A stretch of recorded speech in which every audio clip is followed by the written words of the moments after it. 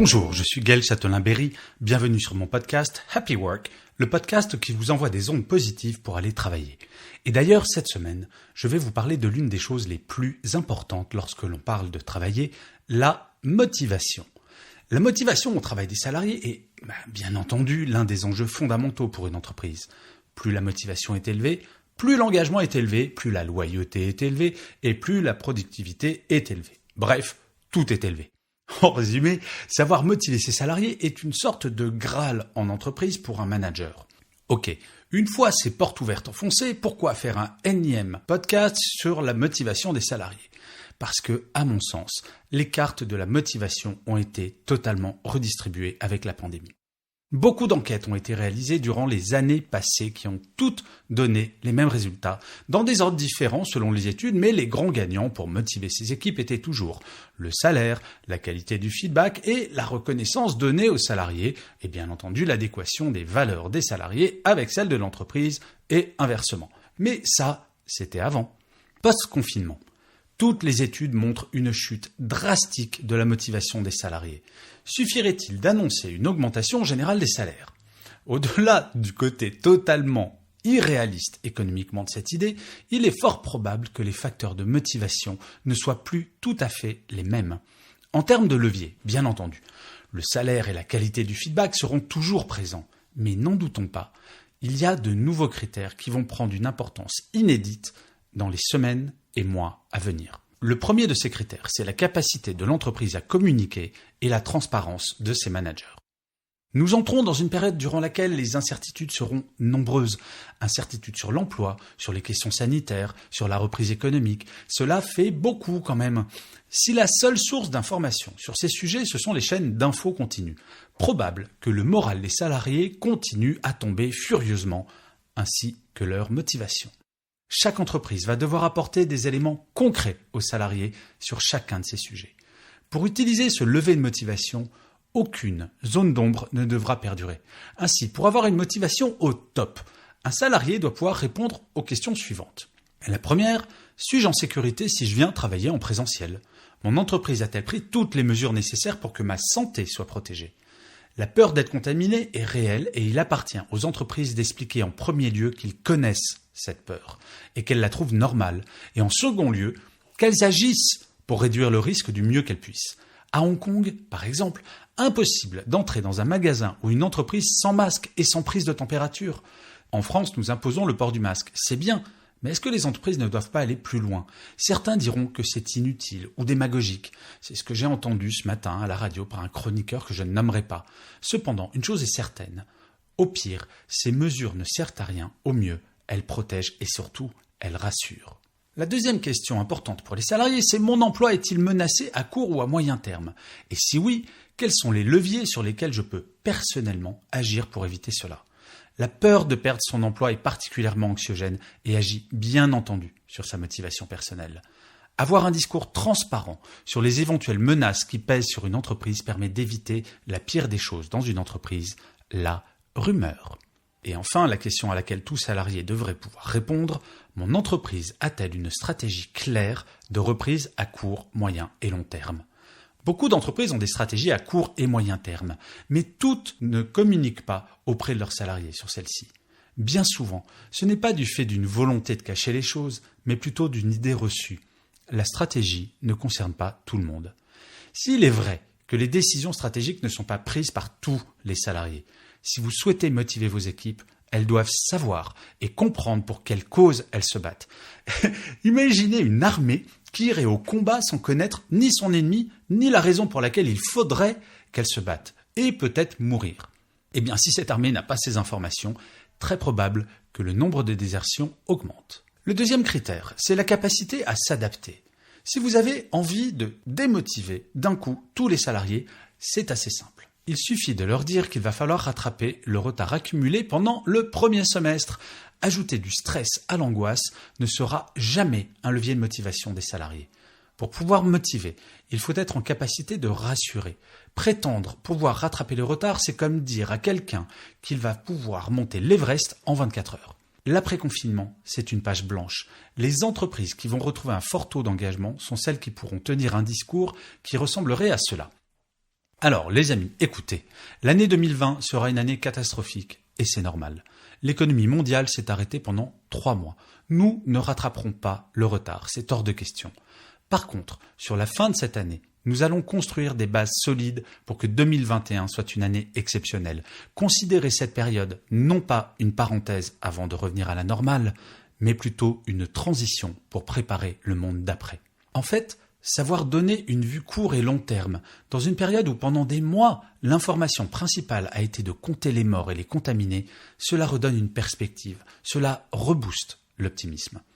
Il est certain que d'un point de vue économique, la situation est loin d'être idéale pour un grand nombre d'entreprises. Cependant, contrairement à beaucoup de pays, la France a mis en place un certain nombre de mesures, notamment le chômage partiel, qui permet d'amortir grandement le choc. Certes, les résultats en fin d'année de beaucoup d'entreprises, dont la mienne, je dois bien vous dire, ne seront pas extraordinaires, mais elles n'auront pas fait faillite. L'idée est de ne jamais comparer 2020 à 2019. Rien de tel pour démotiver n'importe quel salarié, mais de se servir de 2020 pour préparer 2021. Ensuite, il faut réussir à positiver le Covid. Oui, je sais, ça semble super louche de dire ça. On se serait volontiers passé de cette pandémie. Ok. Une fois que cela est dit, les entreprises vont devoir trouver un sens à cette période pour tous leurs salariés. La motivation est liée au sens trouvé dans son travail. Or, pendant le confinement, et probablement encore maintenant, beaucoup de salariés ne trouvaient plus de sens à leur travail, même s'ils continuaient à travailler à distance. Les entreprises doivent faire un travail en profondeur pour identifier les points positifs qui sont apparus grâce au Covid-19. Le premier est évident, le télétravail. Avant le confinement, seulement 16% des entreprises avaient des accords de télétravail, alors que 64% des salariés voulaient en faire. Aujourd'hui, c'est plus de 90% des salariés qui veulent en faire, avec la plus grande partie qui souhaiterait 2 ou 3 jours par semaine en télétravail. Quoi de plus motivant que de dire aux équipes que grâce au confinement, le télétravail sera beaucoup plus souple qu'avant et deviendra une réalité pour toujours. Et c'est factuel. Le corona a agi comme un incroyable accélérateur d'une tendance lourde qui existait avant. Bon, ce point est trivial et tout le monde en parle, mais en fonction des entreprises. Voilà quelques petites idées complémentaires de points positifs que l'on peut tirer de cette période. J'en ai choisi 2. Grâce au confinement, beaucoup d'entreprises se sont posées la question de la qualité de leur management. En effet, en fin de confinement, ces entreprises voulaient évaluer le niveau de motivation des équipes et ont fait des enquêtes internes. Bien souvent, elles se sont rendues compte qu'il était urgent de former les managers aux nouvelles conditions de travail. Non, manager à distance n'est pas un talent inné. Et le deuxième point positif, jamais dans l'histoire de l'économie mondiale, l'humain n'aura été mis plus en avant que l'économique. Et oui, la santé des salariés est fondamentale. Ne doutons pas que la QVT va connaître une croissance incroyable dans les mois et années qui viennent, grâce à ce que nous vivons en ce moment. L'avant-dernier point est de savoir remercier. Aucun salarié n'est responsable de la crise que nous traversons, nous sommes bien d'accord. Et pour autant, j'entends énormément de DRH ou de dirigeants dire à quel point ils ou elles ont été surpris de l'incroyable niveau d'engagement des équipes pendant le confinement, et encore actuellement. Y a-t-il eu des tirs au flanc pendant le confinement ? Oui, aucun doute là-dessus. Mais l'écrasante majorité des salariés ont-ils travaillé plus que de raison pendant cette période ? Aucun doute également. Paradoxalement, la motivation des équipes était plus élevée quand nous étions en confinement que maintenant, où il faut retrouver une forme de normalité, entre guillemets. Et c'est pour cela qu'il faudrait penser à remercier l'implication des équipes pendant le confinement et encore maintenant. Et ce n'est pas simple, pour ne pas dire contre-intuitif, remercier de la motivation des équipes pour une période qui est l'une des périodes où les résultats, d'un point de vue économique, sont les pires que nous ayons connus depuis la Seconde Guerre mondiale. Je sais, c'est étrange. Mais imaginons la même période en 1980. Ce n'est pas un ralentissement que nous aurions connu, mais un effondrement de l'économie ou une catastrophe sanitaire inimaginable. Pas d'internet, pas de télétravail. Au final, nous étions dans des conditions optimales pour affronter cette crise. Mais sans l'implication, la motivation des salariés, jamais nous n'aurions pu maintenir un minimum d'activité qui fait que même l'INSEE est en train de nous dire que la reprise sera probablement plus rapide que prévu. Sans les salariés et la façon dont ils se sont comportés pour la plupart de façon exemplaire durant le confinement et maintenant, les prévisions seraient encore plus mauvaises que ce qui était prévu. En gros, merci. Et le dernier point, c'est d'être optimiste.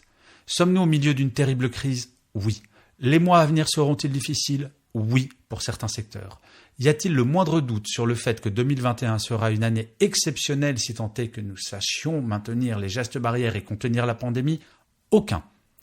Que ce soit le FMI, l'OCDE, la Banque mondiale, toutes les plus grandes institutions nationales ou internationales, le pire sera derrière nous en 2021. Vous imaginez? Moins d'une année après le début de la crise. Ça n'a rien à voir avec la crise de 2008 dont nous avons payé les pots cassés pendant 10 ans. Les économistes comparent la période actuelle d'un point de vue économique à l'après-Deuxième Guerre mondiale.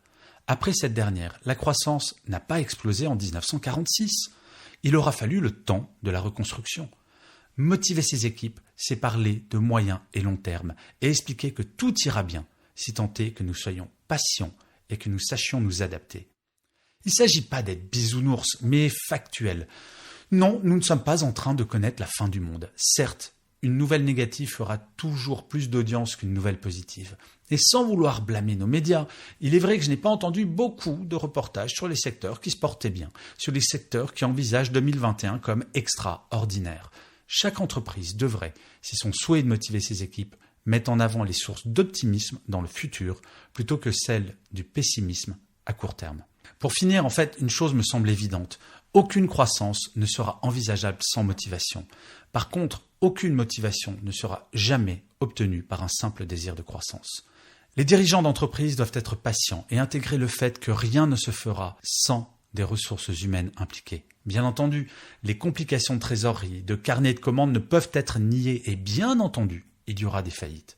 Mais dans l'absolu, la période que nous vivons n'est-elle pas l'occasion d'une super remise à plat de ce que nous avons pris comme étant la vérité depuis le début des années 80 ? J'entends de plus en plus de dirigeants de grands groupes qui sont en train d'envisager de rapatrier des productions actuellement faites en Chine vers l'Europe. Et si la crise que nous sommes en train de vivre était un retour à ce qui est véritablement essentiel, l'humain? Toutes les entreprises ne pourront répondre à toutes les craintes de tous les salariés, c'est évident, car il existe une réalité économique. Pour autant, pour la première fois de toute l'histoire mondiale de l'économie, l'humain est mis au-dessus de cette économie. Et quoi de plus motivant pour un être humain que de savoir que son entreprise prendra toujours plus soin de lui que de son compte de résultats? Oui, je vous l'accorde, sur cette dernière phrase, mon optimisme débordant est probablement un tantinet trop présent, mais que voulez-vous, c'est ma nature. Mais si je devais conclure simplement, la motivation d'un salarié n'est pas un dû, ce n'est que la conséquence d'une politique pertinente des ressources humaines. S'il suffisait de payer un salaire pour motiver ses salariés, ça se saurait.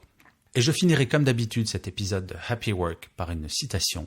Pour cet épisode, j'ai choisi une phrase de Peter Drucker qui disait « La meilleure façon de prédire l'avenir est de le créer ». Je vous remercie d'avoir écouté cet épisode de Happy Work. Je vous dis rendez-vous au prochain épisode et d'ici là, prenez soin de vous.